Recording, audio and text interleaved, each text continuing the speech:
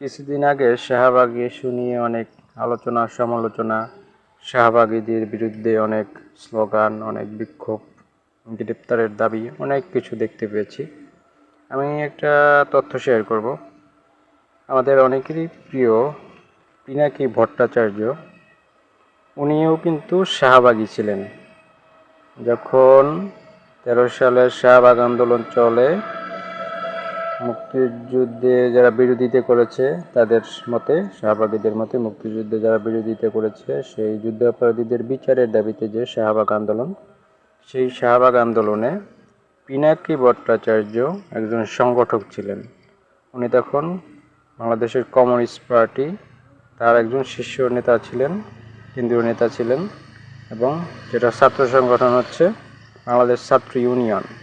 এই ছাত্র ইউনিয়নের মূল সংগঠন সিপিবি তথা বাংলাদেশের কমিউনিস্ট পার্টি, সেই সংগঠনের নেতা ছিলেন এবং শাহবাগ আন্দোলনের একজন সংগঠক ছিলেন, প্রথম সারির সংগঠক ছিলেন।